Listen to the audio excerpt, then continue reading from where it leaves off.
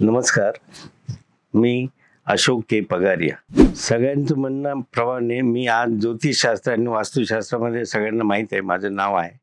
मी जवळजवळ वयाचे 43 वर्ष त्याच्यात घालवले आहेत. मी बऱ्याच पत्रिका आणि बरेच घर वास्तूप्रमाणे फॅक्टरीज वगैरे बघितलेले आहेत. आता ज्योतिषशास्त्राचं तर ठीक आहे, परंतु वास्तुशास्त्र म्हणजे काय? वास्तुशास्त्र म्हणजे आपण जिथं राहतो, आपण जिथं काम करतो, आपली जी फॅक्टरी आहे किंवा आपलं जे राहण्याचं किंवा पोट भरण्याची जागा आहे, त्या जागेविषयी माहिती असावी. मग ती माहिती कशी द्यायची? तर एकंदरीत दिशा आहेत 4 ओरिजिनल पूर्व, पश्चिम, दक्षिण, उत्तर. ह्याच्या उपदिशा पण आहेत. ईशान्य, आग्नेय, नैऋत्य, वायव्य. तर ह्या वेगवेगळ्या दिशाचे वेगवेगळे महत्त्व असतात. जसं समजून घ्या, कोणी विचारलं ईशान्य दिशेचं महत्त्व काय आहे? तर वास्तुशास्त्राच्या ईशान्य दिशा ही पूर्व आणि उत्तरेच्या कोपऱ्यातल्या दिशेला ईशान्य दिशा म्हणतात. आग्नेय कोणती? तर पूर्व आणि अ, दक्षिणेच्या मधला जो कोपरा आहे तो आग्नेय दिशा वाचतो. नैऋत्य कोणती? तर दक्षिण आणि पश्चिमेचा कोपरा, त्याला नैऋत्य दिशा म्हणतात. मग वायव्य कोणती? तर वायव्य म्हणजे उत्तर आणि पश्चिमेच्या कोपरा. आता मग ह्या दिशेचे महत्त्व कसे आहेत? तर आज आपण नैऋत्य दिशावर बोलूया. नैऋत्य दिशाचं महत्त्व असं आहे, की नैऋत्य दिशा ही वास्तुदेवतेच्या हिशोबाने बुधद्वारची जागा आहे. तर त्या दिशेमध्ये कोणत्याही परिस्थितीमध्ये माझ्या हिशोबाने अशा बऱ्याच गोष्टी आहेत त्या नसाव्यात. जसं कट नसावा, राउंड नसावा, अंडरग्राउंड वॉटर टँक नसावा, सेप्टिक टँक नसावा, किचन नसावा, इलेक्ट्रिकल मीटर नसावा, त्याचप्रमाणे वॉटर एक्सट्रॅक्ट नसावं, वॉशिंग प्लेस नसावी, देवाचे फोटो नसावेत, अंडरग्राउंड त्याची हाईट कमी नसावी, तिथून वॉटर एक्सट्रॅक्ट होऊ नये आणि त्याचप्रमाणे तिथून पाणी जसं बाहेर जाऊ नये त्याचप्रमाणे ओपन जागा पण नसाव्या. मग याचे महत्त्व काय? जर कट असेल, कट जर समजा तुमच्या बॉडीचं गुदद्वार कट आहे, तर काय होणार? तिथले प्रॉब्लेम्स येतील. तर जर कट असेल किंवा राउंड असेल, तर 101% तुमच्या मुलांचे सुख तुम्हाला मिळणं मुश्किल होईल. किंवा किंवा जर तिथं अंडरग्राउंड वॉटर टँकच्या बरोबर सेप्टिक टँक असेल, तर मुलं होणं मुश्किल होतात. त्याचप्रमाणे जर तो भागच तुमच्याकडे नसेल, तर वैवाहिक जीवन मिळणार नाही किंवा वैवाहिक जीवनाचे जे प्लस मायनस पॉईंट असतात ते 100% मिळणार नाही. त्याच्या बाबतीत अजून काय असं डीप नॉलेज सांगता येईल, तर समजून घ्या. तिथं जर साऊथ वेस्टला नैऋत्य दिशा म्हणली जाते. नैऋत्य दिशेच्या ठिकाणी जर समजून घ्या लॅट्रिन असेल, ज्याला आपण संडास म्हणतो, तर म्हणजे तिथली घाण झाली.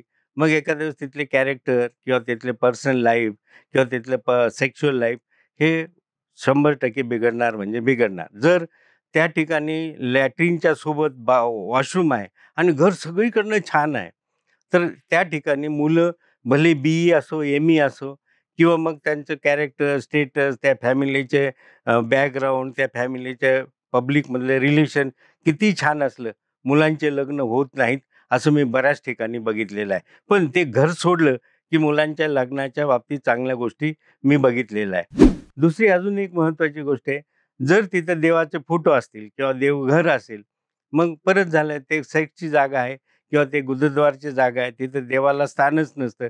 जर तिथं देवाचं स्थान बघितलं, मी पुण्यासारख्या सिटीमध्ये बघितले, तिथले त्यांचे वैवाहिक जीवन बिघडलेले असतात. त्यांची जी सून होती, ती माहेरी निघाली. मी त्या गृहस्थाला विचारलं, "अरे बाबा, हे देवस्थान किती दिवसापासून?"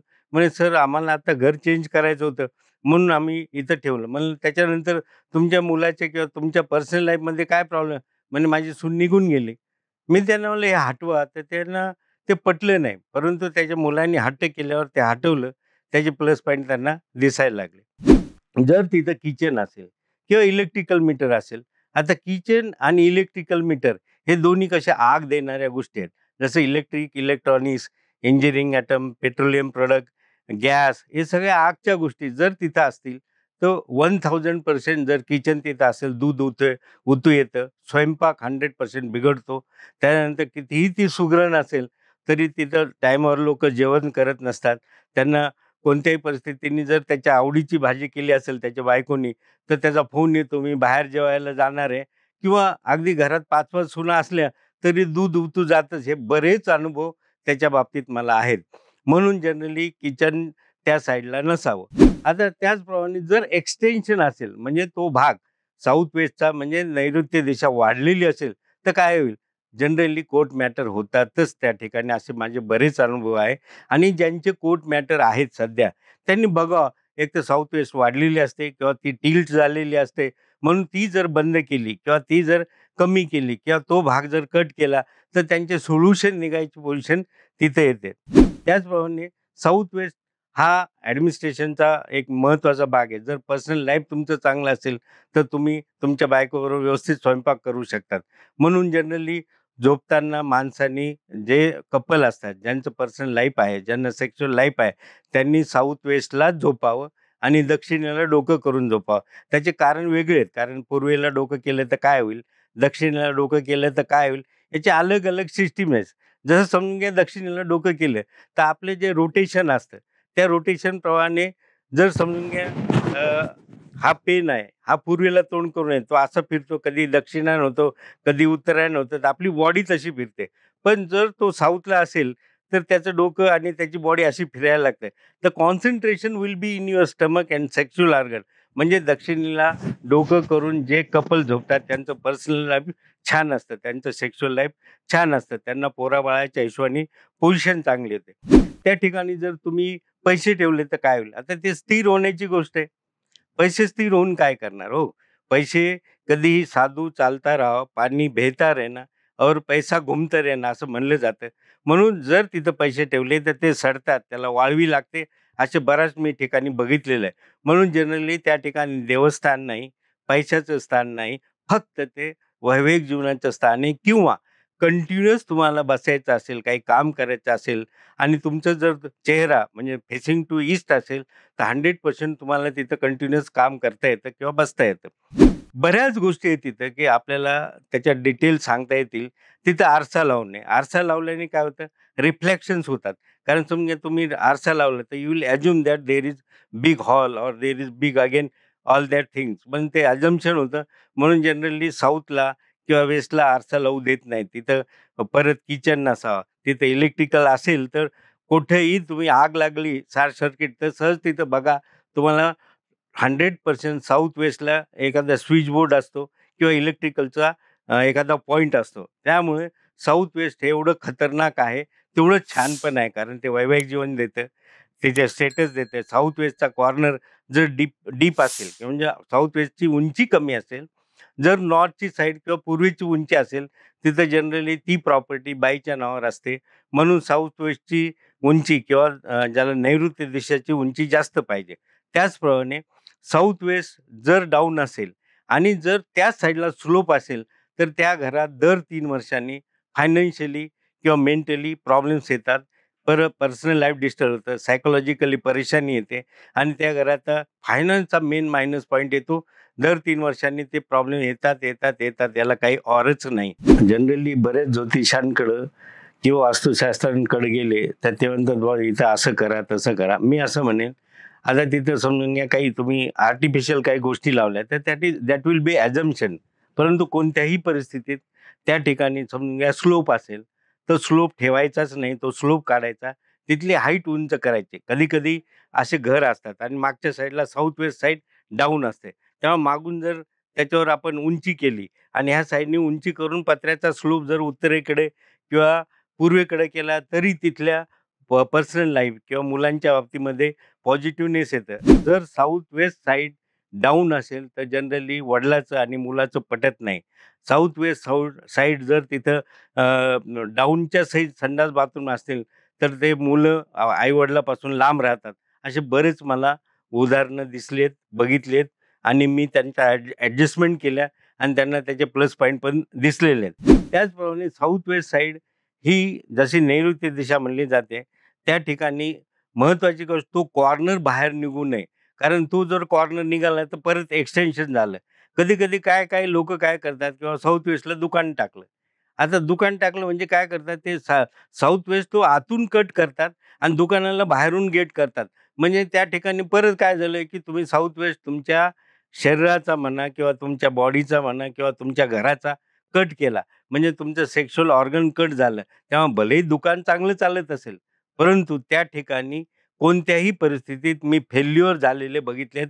2 कारखाने असे बघितले त्या ग्रस्तांनी, की बाबा कारखान्यामध्ये लोकांना ॲडजस्टमेंट नको म्हणून त्यांनी तिथं फर्स्ट क्लास ऑफिस टाकलं आणि ऑफिसला जाण्यासाठी बाहेरून रस्ता दिला आणि तेवढं सगळं कारखाना तेवढा आतून कट करून तेवढा चौकोन जो साऊथ वेस्टचा होता तो सेपरेट केला आणि 3 वर्षांनी तो कारखाना बंद झालेला मी औरंगाबादमध्ये बघितलेला आहे. म्हणून मी सगळ्यांना एक रिक्वेस्ट करतो, कोणत्याही परिस्थितीमध्ये साऊथ वेस्ट कट करू नका. त्याची उंची चांगली ठेवा. तिथं खड्डा नको, तिथं संडास नको, तिथं बाथरूम नको, तिथं किचन नको, तिथं इलेक्ट्रिकल मीटर नको, तिथं देवस्थान नको. तिथं तुम्हाला मॅक्सिमम जर ठेवायचे असले, तर सोन्या-चांदीची जागा ठेवा तिथं. परंतु देवाचे फोटो पण नको. तिथं कोणत्याही परिस्थितीत कॅश बॉक्स नको. तर ह्या गोष्टी सगळ्या साऊथ वेस्टच्या मी आज तुम्हाला सांगितलेल्या आहे आणि त्याच्यात सोल्युशन असं दुसरं काही व्यवस्थित सांगता येणार नाही. कारण सोल्युशन एकच आहे, संडास काढा. हे म्हणजे तोडफोड झाली. त्याच्यानंतर परंतु काही लोकं म्हणतात आणि काही एक्सपर्ट पण आहेत त्याच्यात किंवा संडास असेल तिथं, तर त्याच्यावर कंट्रोल करण्यासाठी तिथं पिवळ्या कलरची पट्टी लावा. 100% त्याच्याने फरक पडेल. पण तो काय असतं, की आपण एका खेड्यात गेले, आपल्याला एक मोठी ऊंड झाली, तिथं डॉक्टर नाही, तर आपण तिथं फुंबा बांधतो. जर छोट्याशा सिटीत आले, तर तो एस2ओनी धुवून त्याच्यावर आयोडीन टाकतो. पण खरा डॉक्टर स्टिचेस मारतो. तर साऊथ वेस्टला खड्डा करून असेल, तो भरणे म्हणजे स्टिचेस आहे. त्याच्यावर ॲडजस्टमेंट करणे म्हणजे फुंबा बांधणे म्हणतात. म्हणून मी तुम्हाला एकच सांगू शकेल, की साऊथ वेस्ट कोणत्याही परिस्थितीमध्ये तुमच्या जर घराची व्यवस्थित असेल, तुमचं ॲडमिनिस्ट्रेशन चांगलं असतं, तुमचं पर्सनल लाईफ चांगलं असतं, तुम्हाला मुलाबाळाचे सुख चांगले मिळतात आणि परत अजून एक शब्द राहिलाच, की साऊथ वेस्टला समजून घ्या मागच्या साईडला ओपन जागा असेल, परत ती ओपन जागा चालत नाही. मागच्या साईडला साऊथ वेस्टला तेवढ्याच एरियामध्ये कुठं गटार असेल किंवा पाण्याचा साठा असेल किंवा तिथून पाणी असं स्लोप तरी त्याचे मायनस पॉइंट येतात. म्हणून जनरली जेवढ्या आपल्या घराची लांबी असते, तेवढी लांबी मागं आणि म्हणजे मागं म्हणजे पश्चिमेला आणि दक्षिणेला ओपन नसावी. त्या त्या ठिकाणी कोणत्याही परिस्थितीत जर ओपन जागा असेल आणि ती दुसऱ्याची असेल, तर तिथं पॅरापीट वॉल किंवा आपण एक घराला एक सगळ्या बाजूंनी आपण बांधकाम करतो, तसं बांधकाम करायलाच पाहिजे. तेव्हाच त्याचे फळ मिळतात. कारण आपण मोठ्या-मोठ्या शेतीमध्ये बघतो, की लोकं काय करतात, की फर्स्ट क्लास घर बांधतात आणि घरामध्ये काय, की साऊथ वेस्टला सगळी ओपन जागा असते. मग तिथं मुलं काय करतात, शिकून मोठ्या सिटीमध्ये जातात. ते बिचारे मग फॉरेनमध्ये जातात पोरं आणि बाप आपला शेती करतच राहतो. म्हणून साऊथ वेस्टला फार महत्त्व आहे. त्या हिशोबाने तुम्ही सगळे ॲडजस्टमेंट करायला पाहिजे. हे फक्त साऊथ वेस्टच झालं. अशा बऱ्याच दिशा आहेत. ईशान्य आहेत, वायव्य आहेत, आग्नेय आहे. बऱ्या म्हणजे जवळ-जवळ 8 दिशा, 8 उपदिशा आहेत. त्याचे अलग-अलग सगळ्याचे प्रकार आहेत. त्यामुळं असंच जर तुम्हाला सगळ्याचं मार्गदर्शन पुढं पाहिजे असेल, तर तुम्ही माझं नाव माहीतच आहे अशोक पगारिया. तर मला तुम्ही कधीही फोन करून विचारू शकता. मी तुम्हाला गाईडन्स त्या हिशोबाने करण्याचे प्रयत्न करेल. तुम्हाला अजून काही माहिती पाहिजे असेल, जसं ईशान्य दिशेची वगैरे काय असेल त्यानंतरच्या जेव्हा मी माझं परत मी बोलेल तेव्हा याच्यावर टाकू शकेल आणि जर तुम्हाला आवडलं असेल सबस्क्राईब करा.